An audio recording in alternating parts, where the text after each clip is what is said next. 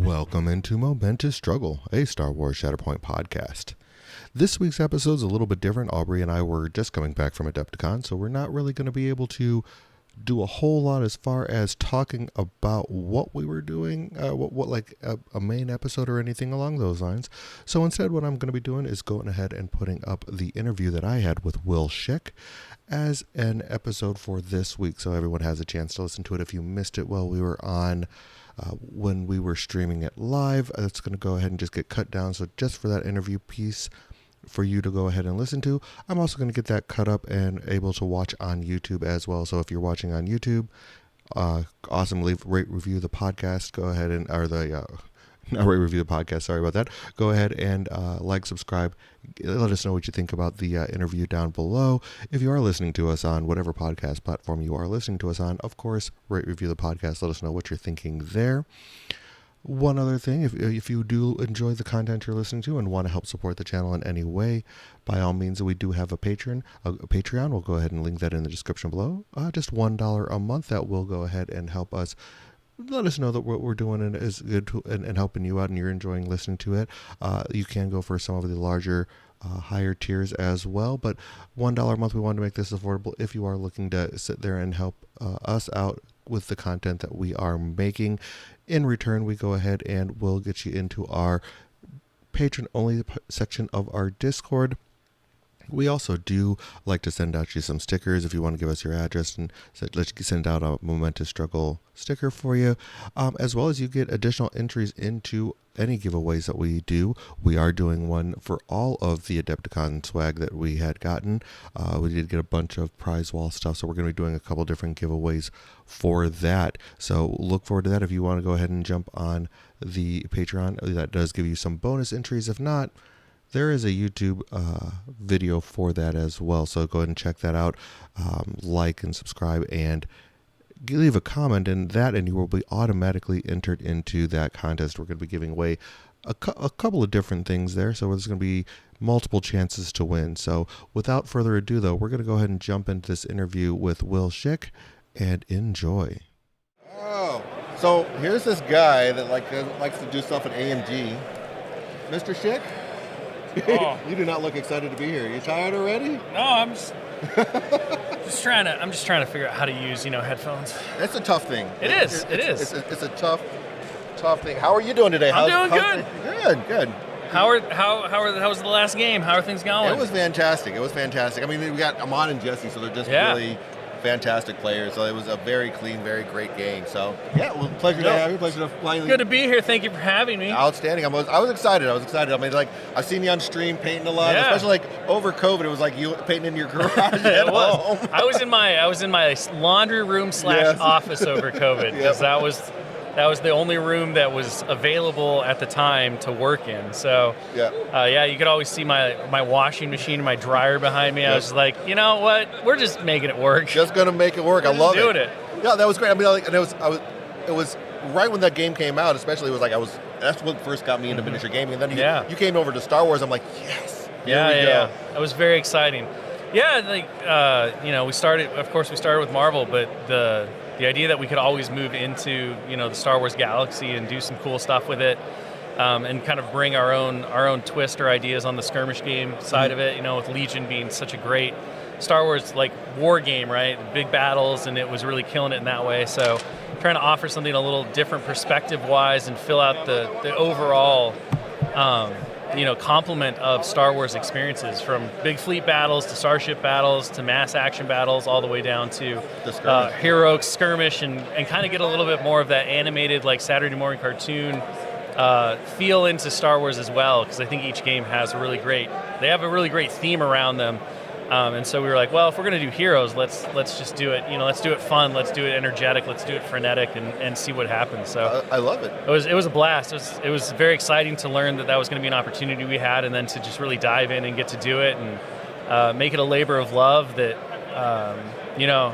by the time it came out, we were really chomping it. We were like, come on now. We want the world to see it. There was a lot of work that went into that. So I mean, I think when people first heard that you guys were talking about this, I was like, oh, is this just going to be MCP with Star Wars characters? And I know that you wanted to make sure that you didn't go down that path. Were there any type of mechanics that you're like, well, this would be really cool in Shatterpoint, in our Star Wars game? So, I think from direct ports, right? There wasn't really anything from Crisis Protocol that we said, we want this in Shatterpoint. I think there were concepts though, right? Like all good things, right? There are ingredients that you want in your dish to make it taste really good. And so one of the big things that we love from a design and development perspective that I think always makes games more interesting is resource mechanics. Mm-hmm. So, the idea of the Force versus the power system in Crisis Protocol, you can definitely draw comparisons there, right? They're how you activate your character's stronger abilities. They're a thing that you have to manage and think about over the course of play. And giving players that choice, that opportunity to spend their resources wisely or unwisely, or to take big gambles with it, it really unlocks, I think, something that makes games more enjoyable, which is that you and I can sit down and have the exact same game. Like we could play the exact same opponent, the exact same moves, but the way in which we choose to spend those resources, already that changes everything for us. You might be more conservative, you might decide to spread it out. I might decide to go for a big play and spend it all on an Anakin turn or something like that. So the resource mechanic thing was definitely one that we knew we wanted in there from the start. And with Star Wars, the Force is such a present and important thing that using that as a thematic tie-in was really good. And then, of course, there were things, like we knew we wanted to utilize symbolic dice and have the math kind of obfuscated or easier for players to do to really make sure that combat resolution, which we knew was going to be pretty heavy with the combat trees, relatively easy to calculate, and then you can move through all of the complex choices on the trees and stuff like that. And that's similar to how Crisis Protocol has, its symbolic dice. It hides the math from making the players go, okay, let's do some counting and some subtraction and things like that, and instead says, look at the symbols, count them up, very easy calculations. Yeah. It allows you to stay in the game rather than coming back out, which I think is important for these kinds of skirmish games where you really want the action to move quickly. You want things to move at a pace. And then the last one was, the movement templates and the range tools. And that also comes from a player accessibility standpoint. When you're talking about Star Wars, you're going to get interest from a lot of people. We want to make sure the game is as open and welcoming to people who have never experienced the miniatures game before. This might be their first foray in, and saying, okay, it's very easy to be like, use this tool to measure movement, use this tool to see if you're in range. It gets a little scarier for people, I've found over my course of working in miniatures games, when you're like, you need a tape measure, and they're like, oh dear. Yeah. Like, this sounds like it's going to be complex. And it's like, it's really not. But those ways in which you can open the accessibility up and you can make the hurdles that aren't really hurdles less noticeable to people, those were the kinds of things that we borrowed. Now, there was one thing we ported directly over in our testing that we knew we weren't going to keep, but it allowed us to immediately start developing the game in a way that we needed to, which was originally the game used Crisis Protocol scenarios. Okay. So we started with the idea of extract objectives and secure objectives, and how does that work, and what does it mean? Because we needed a way to start playing the game and testing, but we knew that would iterate and change. We didn't know how much.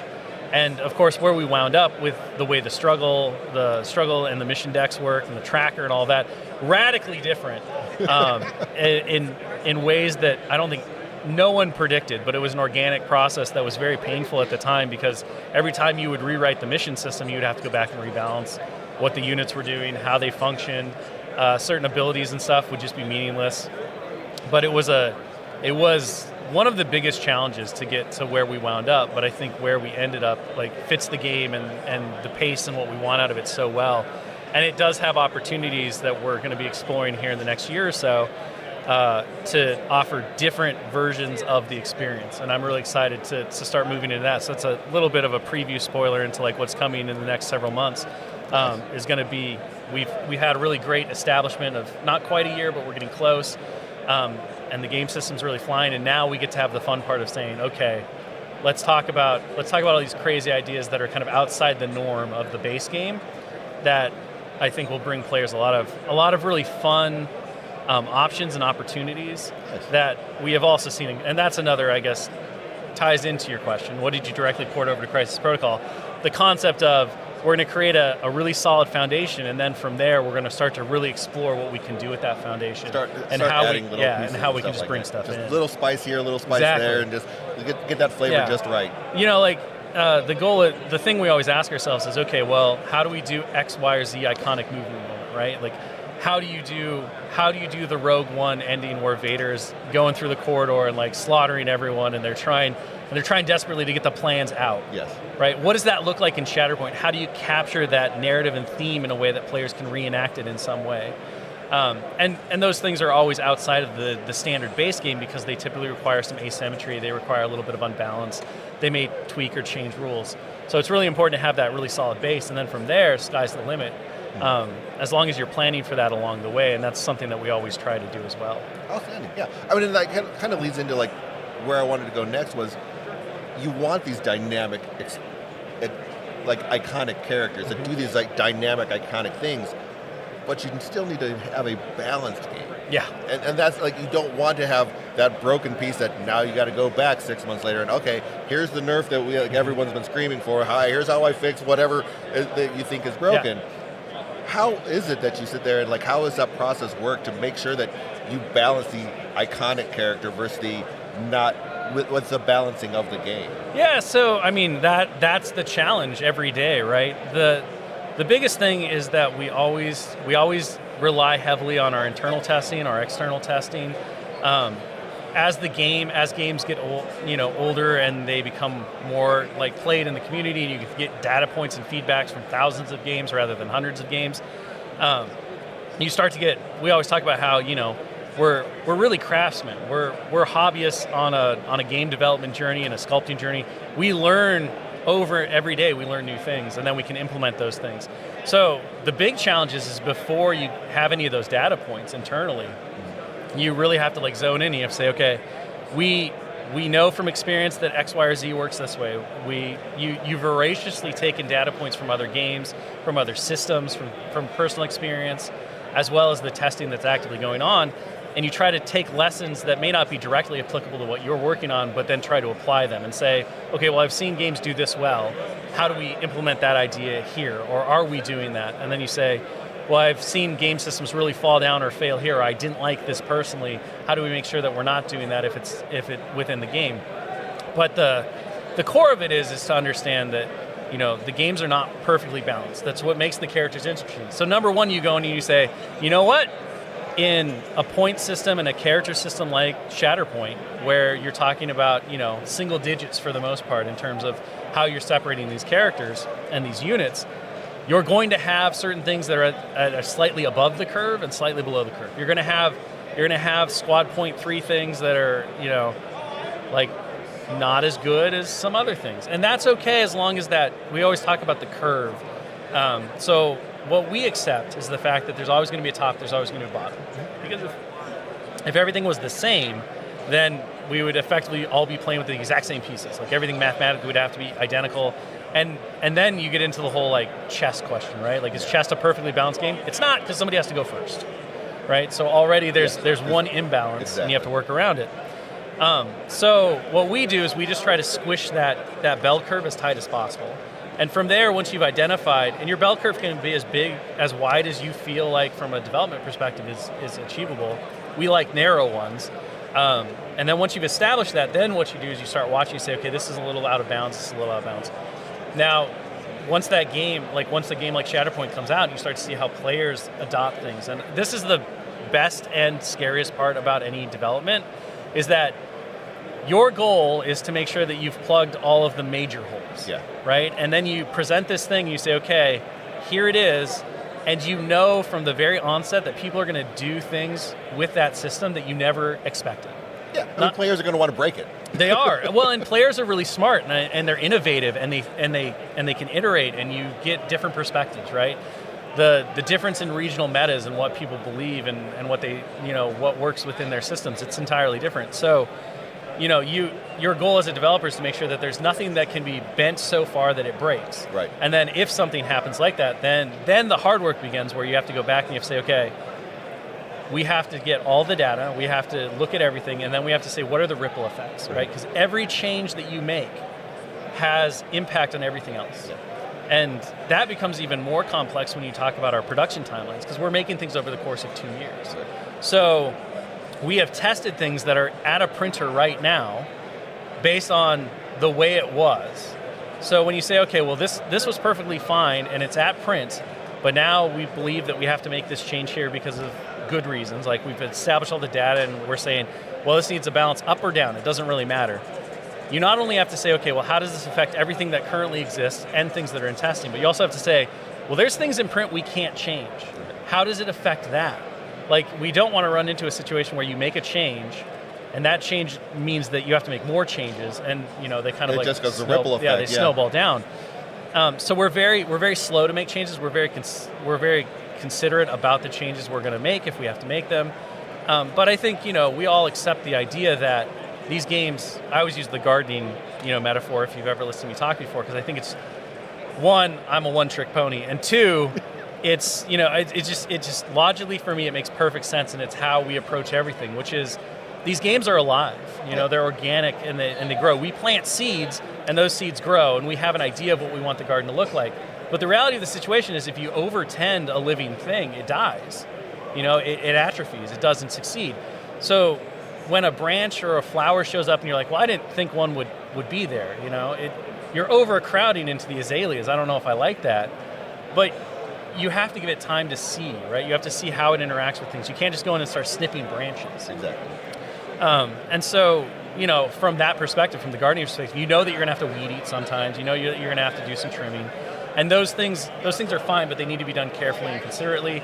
And so what we do is we do a lot of there's no communication, then all of a sudden it's like, all right, well, we've made our decision, we've tested everything, we've looked at all the possibilities, and now it's time to move something forward. But it leads to a much more conservative, we have a much more conservative take than other studios because of that, because we want to make sure that all of these interactions are taken care of. And additionally, and this is one that I always like to bring up too, is that we talked about players being innovative and doing things that you don't expect. A lot of the times, when things come out, we always aim for those characters to be very interesting, to do things that feel like the character. And we want to push against the limits of the bubble, right? We want to see the game expand and grow. We want to see characters do things we've never seen before that work within the systems of the game and within the theme of themselves. And that means that puts pressure on what players expect, right? When the new thing comes out, nobody's practiced against it. So all of a sudden it's like, oh, this is real. I don't know how to deal with this. This is really good. And that can sometimes turn into, it's too powerful. It needs an adjustment. Right. And so we take that feedback and we're like, all right, well, we're going to put it on the little war board we have, and we're going to talk about it every week, and we're going to say, what are the developments? But at the same time, internally, we might say, well, I would solve that problem by doing this list. Right. Or I would use these characters, and it's just this character that the community has kind of forgotten about. If you start putting them here, it pushes back against this pressure. And when the players figure that out, and you see them naturally evolve the meta as we want them to do, as this living kind of garden works, that's a moment that's very satisfying as a developer and a designer, because that's what the games are intended to do. But B, I love watching the community hit those moments, those aha moments, those galaxy brain moments, and see the excitement of the person who innovated, see the excitement of the community around them to be like, oh my gosh, that's an amazing thought. I didn't think about this, or I didn't think about this approach. Solving those problems is such a big positive hit, right? As humans, we're creative problem solvers. We like to think our ways out of things.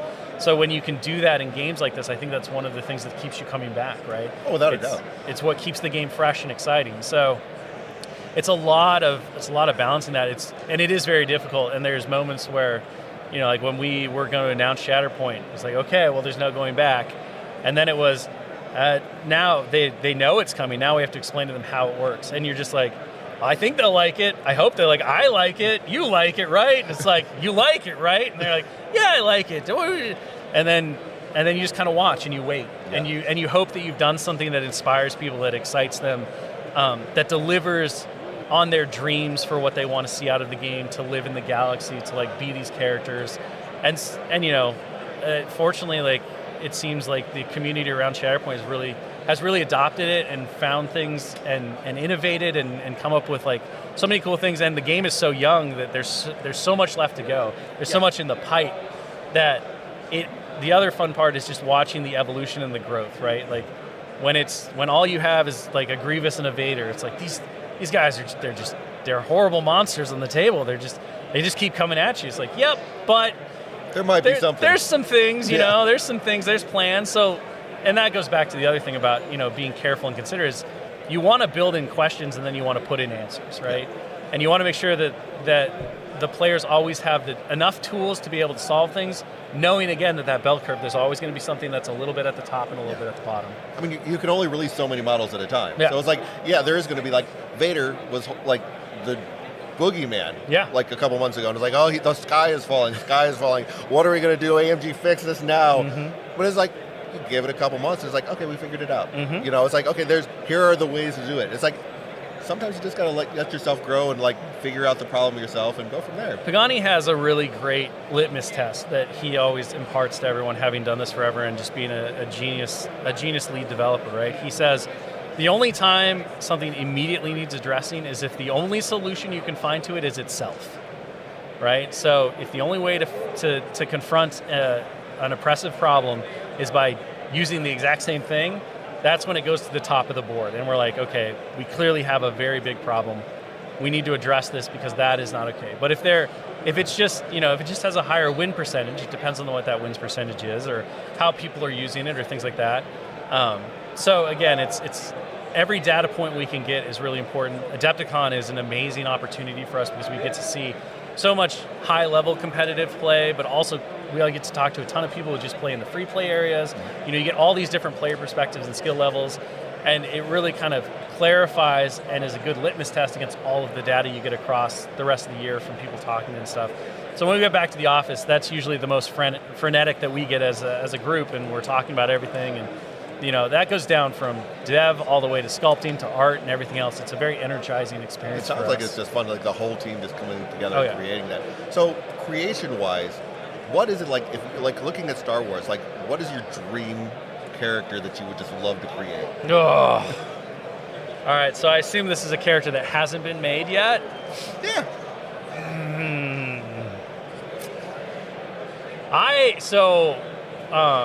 I would love to do a Pong Krell. Okay. Because, one, I think the character design is phenomenal. When he showed up in the Umbra arc, I was just like, this guy is cool. And then it turned out that he was an asshole. And I was like, but he's so cool. Until he had his whole villainous turn, spoilers for a show that's pretty old now. Right.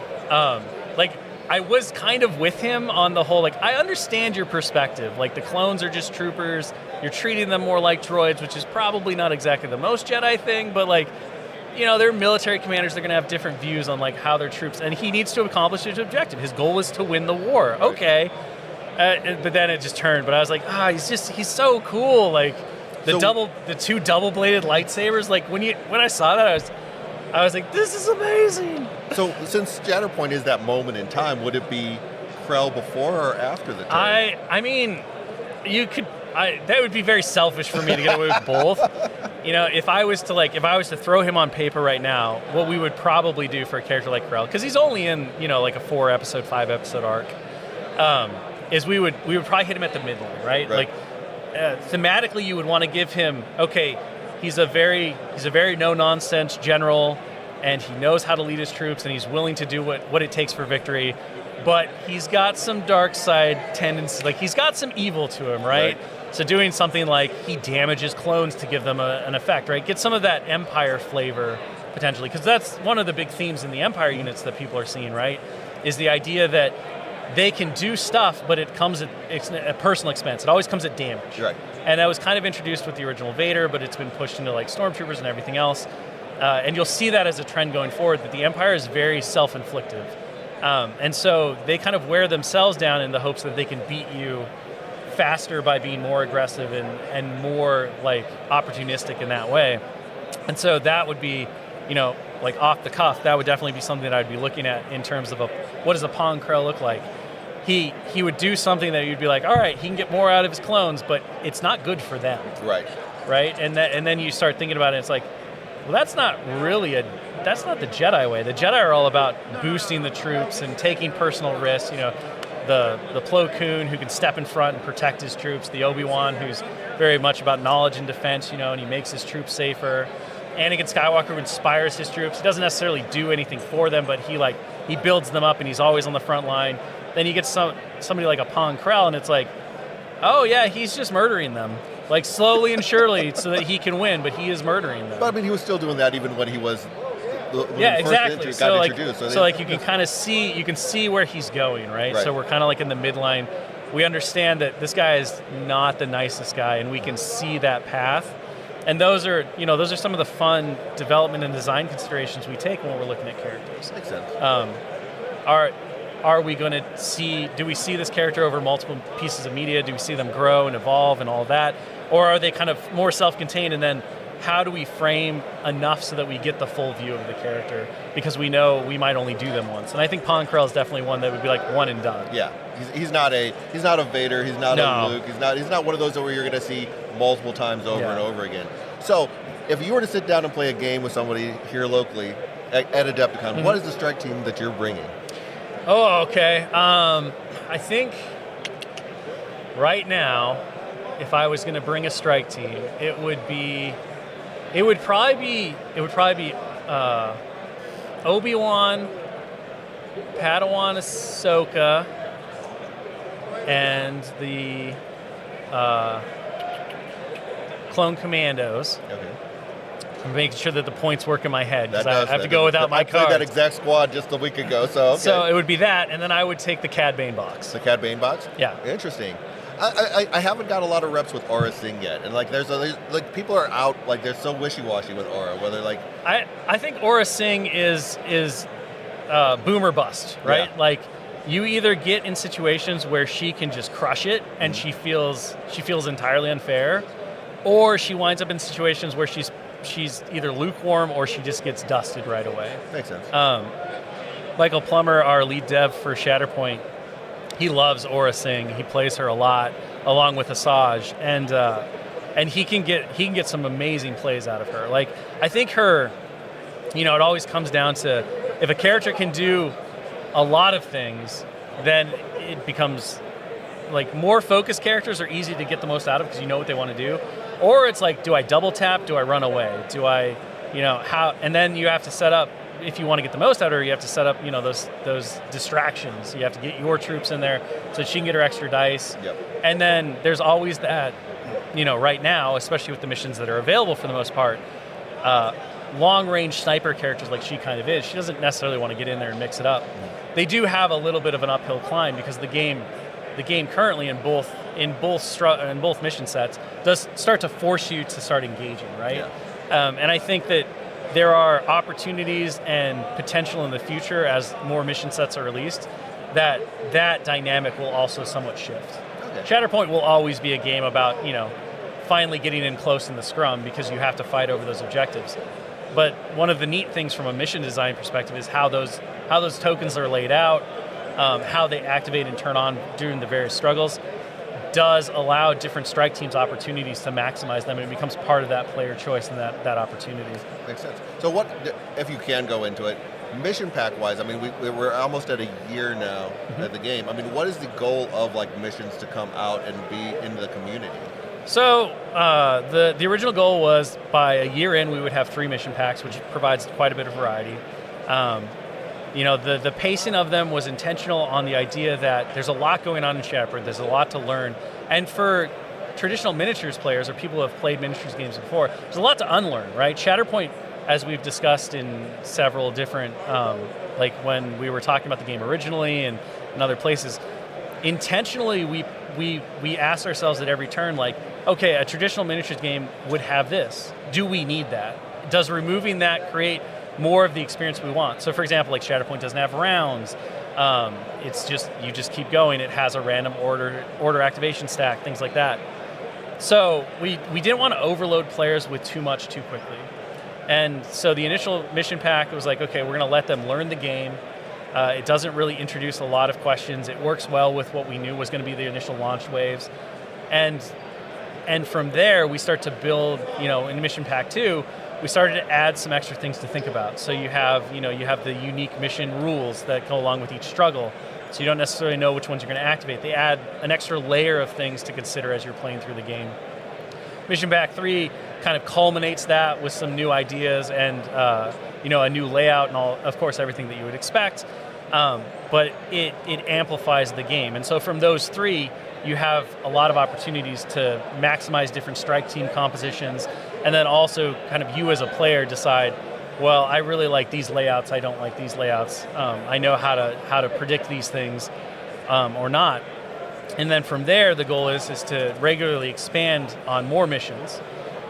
Those first three are kind of the core base ones, right? So they're going to be the ones that you're always going to be able to take in any setting, like an event that's a tournament or just for a local game and pickup. But the reality is that tournament play and competitive play is only a small slice of the overall pie. So I talked a little bit about where do we go next, new game modes, new mission types, things that are not necessarily created for a tournament base level of play, things that you wouldn't see at an Adepticon event like a Premier Showdown or things like that. So we're going to be going with those. Those will add new gameplay and opportunity perspectives. They'll be more thematic, more narrative. They'll do things that are going to be very fun and allow players more freedom and flexibility when they want to sit down to play a Shatterpoint game to say, well, let's play the base experience. Let's play one of these narrative or thematic experiences. You're going to get all the good Shatterpoint action, but feel very different.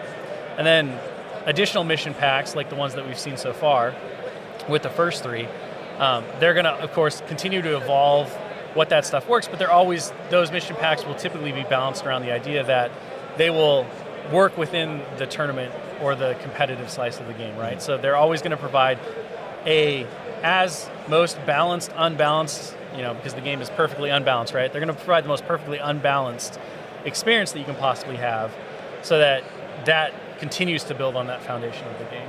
Okay. So you're looking more good to tap into the MCP side, oh my gosh, I lost the name of the symbiote one. Mm-hmm. Like that scenario was the best free-for-all experience and the best way to learn how to play MCP, in my opinion, just because it's you have 4 people going all at once and you're working 1 against 3, basically. Are we looking at something like that? Is that something in the future potentially for it? Yeah, I think so. Again, now that we have a good solid foundation as the game gets to its 1-year mark, the goal is to not only just continue to expand on that mark, right? New basic mission packs, new things that will push the game forward, but also to really start to explore what can Shatterpoint offer players, right? Because again, well, we do all of our design to be perfectly unbalanced for a base level of play, which is what allows it to do really well. A good balance like that allows it to be played at a high competitive level. Our goal is not to create a competitive game. Our goal is to create a great miniatures experience that you and your friends and your opponents can play and have incredible events happen on the table that you control and have this shared experience over the tabletop. It always goes back to the point or the goal of the game is to win, but the point of the game is to have fun, right? So in that way, once you kind of look at it that way, then you really open up all of the possibilities and the potential for a game. Because if you say, well, we're just going to make sure everything is as fine-tuned, as perfectly balanced as possible, because we want it to just be the best tournament game it can ever be, all of a sudden now, right, everything has to fall within this very narrow window, and eventually you're just going to be like, well, there's no way that this thing could be better than that. And we can't do cool things because that would push us out of our very narrow boundaries, right? Instead, when you say, well, competitive play, in essence, tournaments are a game mode themselves because they already break the core rules of the game. And I know this might blow some people's minds. They'll be like, what do you mean? They use the exact same base rules. It's no, they don't, because they have a round timer, right?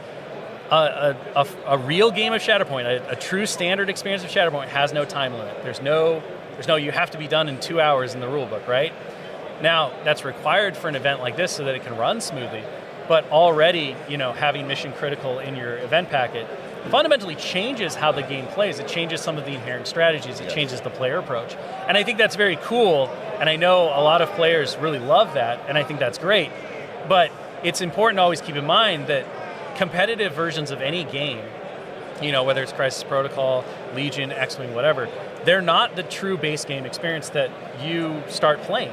They are a different game mode that does a very specific thing. So when we're looking at designing and creating for the game, we're always looking at that base game mode and then how do we go out from there? And making sure that all of the things we offer have value to those different, those different versions. Some are less, less pressing than others. Like if we create a really cool multiplayer scenario, for example, that is a big old free-for-all, we're not gonna evaluate every new release or every new character that we're making against that mode. Yeah. We're gonna balance and look at it for like a tournament mode, because obviously tournaments are a very important slice of the pie, whereas a free-for-all mode is like it's literally just chaos. It's for fun. We don't have to worry about that. And so those things kind of become a lot of the consideration and care as well as you look at that stuff. So yeah, like free-for-all modes, narrative modes. Who knows what else? Like we're always looking for things that we can do that's really interesting. Gonk racing. Gonk racing does use a lot of Shatterpoint stuff as well. Not quite the characters, but the gonks for sure. Yeah, it's just things like that, right? We want to create the most robust game that we possibly can that allows players who spend all this time, hobbying and painting and assembling and collecting these characters that they love, all the opportunities they can to use them, to have an enjoyable time with them, and to maybe reach out to people who wouldn't necessarily be, interested in the base experience, but maybe interested in something that's like a little lighter, a little more chaotic, a little more like groupthink, co-op, semi-co-op, things like that. Who knows? But those are the things that we love to work on, and personally, from my perspective, those are the things that excite me about games, is all the different potentials that you can do with them. Oh, without a doubt. I mean, like, when I first picked up this game, my friend Aubrey, who does my podcast with me, it was him and his stepson, like, learning to play the game together. So it basically was like, give each one of them a squad, and it was like 1v2 type of a game. And it's like, the ability to just have that, where like, okay, this is your squad, this is my squad, and having just different modes that are available just through this game that you created is amazing. I mean, are you looking at that, like going that route, where it's like 3 versus 1 type of thing, like kind of like the Hulk version, where it's like you have everybody's teamed up going up against Hulk, like everybody's teamed up, like your squad's going against Super Vader or something, or anything like that? Yeah, I mean, I think we've definitely had those conversations, and those dreams have been around, right? Since we started, because we obviously have had so much fun doing that in the other games that we've done. That is something we definitely want to port over here. Those things will just, they take a little bit of time. You want to make sure that they're designed and developed well, but you can't introduce them too quickly, right? You have to make sure that we have to build a solid foundation with that base game experience, and then we grow from there.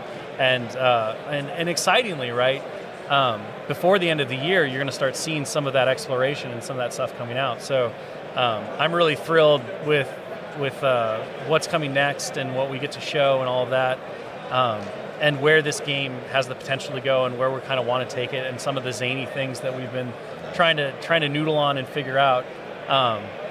But obviously the dream is, I have the can we do the big death battle in episode 2 when they're going to be executed by the big monsters, right? And have them run in there, because that's a Shatterpoint moment for sure, right?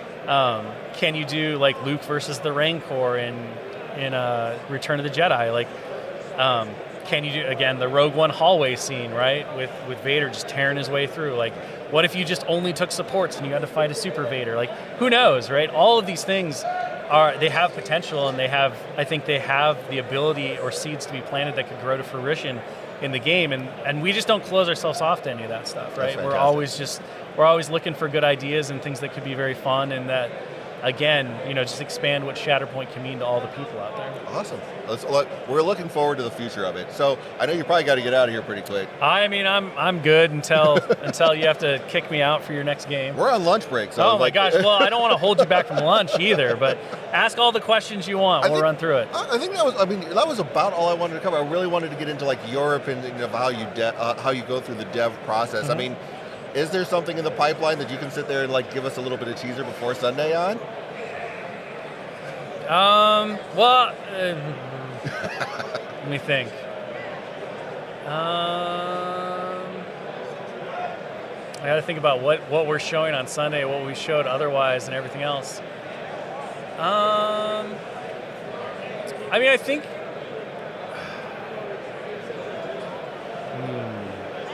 I don't think so. I think anything that I say would totally like spoil everything. No, I mean,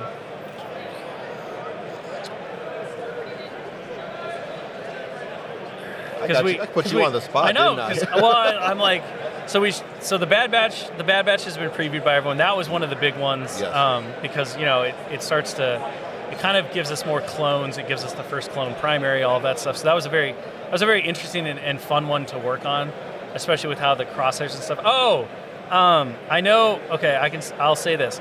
I know that people are somewhat confused or a little disappointed that the crosshairs that they've seen is not cross-era. Well, if you listen to what we talked about previously of characters that get one version and characters that get multiple versions because they have a character arc, then maybe on Sunday you might understand why. All right, I like it. That's enough speculation, I think, to get people going.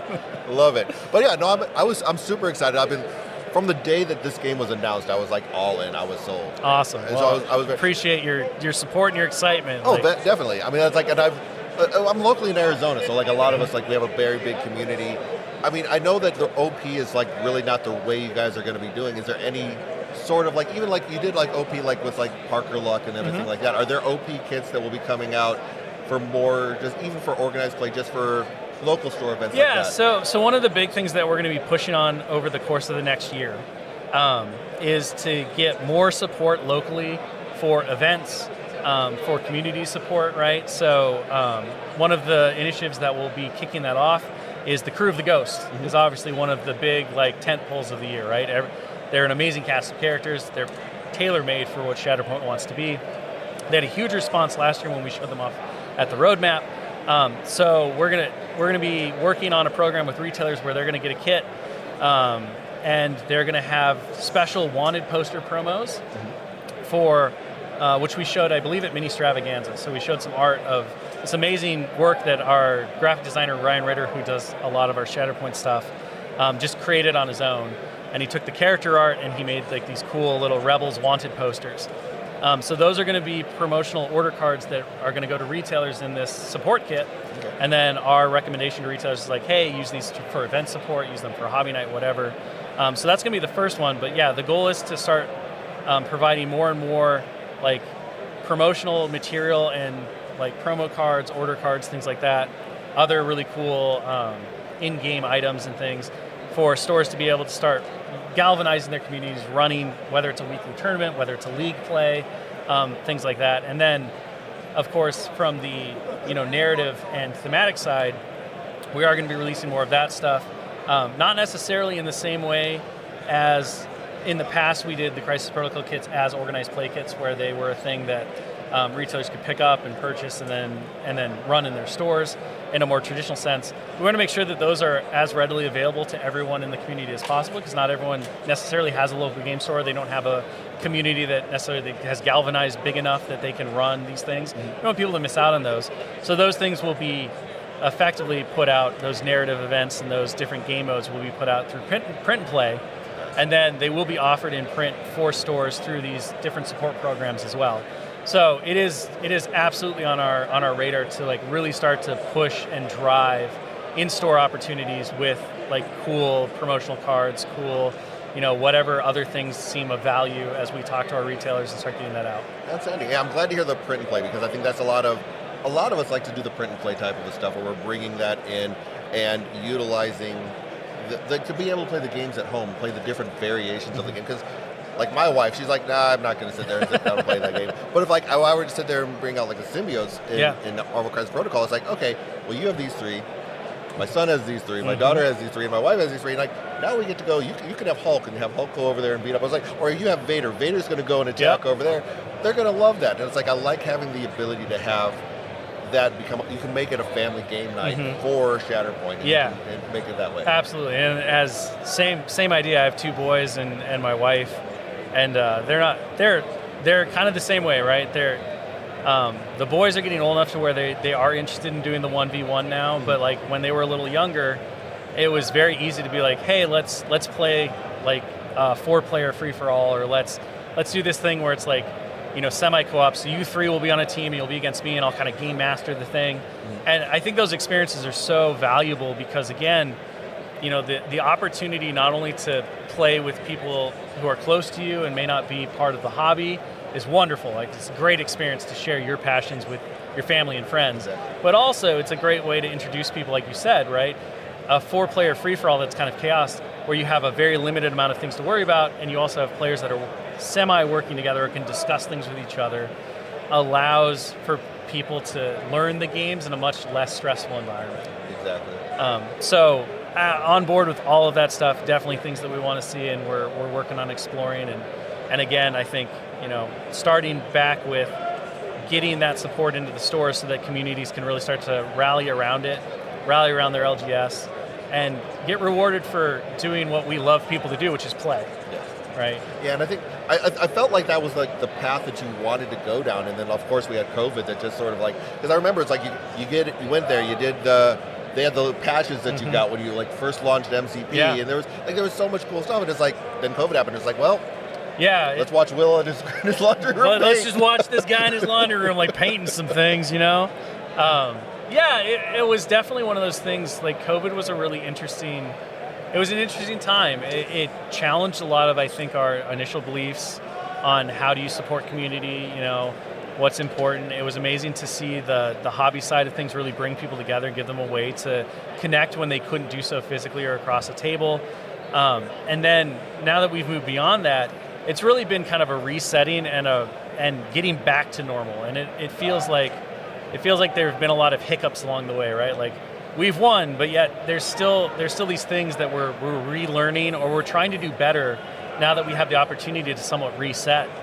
And so I'm very excited to see like where our plans are going in the next year, and how we open up a lot more opportunities for players, not just at the local level, but also at the convention level, to really start to interact and come back together and build on the great foundations that we have. Outstanding. I'm excited for it. I'm excited for the future. Yeah, me too. I can't wait to be able to show people at least a little portion of it. Yeah, I'm excited for Sunday. It's like all the speculation of like, what are they going to show? It's like, especially the teaser from at the very end of Mini Extravaganza, where it's like, there's a blue guy there. There's a blue guy with some red eyes. He looks pretty angry. Yeah, that was really exciting. So I'm really looking forward to it. But I think that's all I had. All right. I appreciate you giving me some of your time today. Absolutely. No, I'm so happy. Thank you so much for doing Momentous Struggle and being like one of the centerpieces of the community. Like, we get to make the games and we put a lot of passion into it. But the truly humbling thing is watching as the players and people like yourself come together to create these anchors and to really be paragons of the groups around them. And to just see your passion, it makes us want to go back and get right back to work. Fantastic. I mean, we love the game. I mean, like I said, Aubrey and I both, we love Star Wars to begin with. I loved MCP, so it was like, okay, you're taking two things that I love so much and you're marrying them together. Smashing them together. Let's do this. I was all in from day one. Awesome. So I was like, I'm very happy about it. I'm excited to see where we go in the future. Well, we got a lot of exciting things on the horizon. We're going to show, Sunday is going to give you a preview for about the next 12 months. So you'll get to see what's coming a year ahead, and then there's like 4 more years in here that I can't share yet. So we'll get there. Well, I mean, that's exciting to know that there's at least 5 years just rolling around in Will Schick's head. So I'm sure you want to go eat lunch, but as we talk about, right, our production cycle, it takes 2 years to make anything in the hard plastic to get it to the quality and where we think we can make our best work.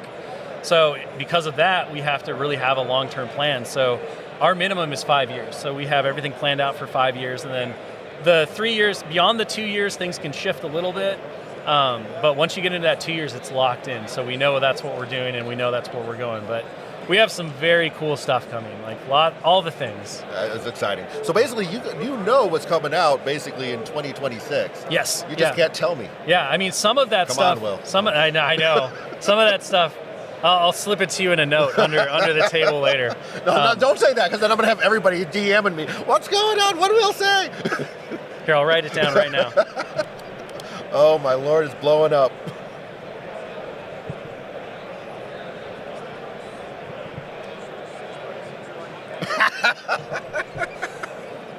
That is fantastic. I'm looking forward to that one. Yeah. You're not going to believe it. You take a picture once I leave. Just be like, I snuck it away. So it is. We are, some of that stuff is in like production now, actually, because of the timeline. So it's very locked in, right? It always makes me laugh when people are like, well, they haven't shown anything in a while. They're clearly not working on anything. I'm like, if you only knew how far ahead we actually have stuff. You know, we got things in the case that are painted at the studio that you won't see for another 12 months. Wow. You know, that's wild. I mean, like, especially on the MCP side, because there was that lull of like releases when you were ready for the core box to come out. I'm like, what are they doing over there? They don't get. All they care about is Shatterpoint. They're not doing anything for us. And it's like, here's 12 models and a whole new core box. Yeah. Yeah, and you know, so it's like there's lots of stuff. Every single game, you know, requires so much care, so much thought. The production timelines are really long, so it's all about like working on things. But we have all the plans, and so much of it is in various stages in the works, and we're getting ready. Like, we'll go back and we'll start the next phase of stuff. Nice. Beyond 26. It's a marathon, and it is the most fun marathon I've ever run. And it doesn't stop. It doesn't stop, and I don't want it to. No one wants it to. Nice. That's fantastic. I'm looking forward to it. All right. Thanks again. Thank you so much. And that was that amazing interview with Will Schick. Again, I can't thank him enough, and Atomic Mass Games, for having them come on and allowing us to get a little peek into the development side of Atomic Mass Games and Star Wars Shatterpoint for sure. So I do again want to thank everybody for listening to our podcast today, listening to this interview. As always, I do want to say thank you, and may the Force be with you.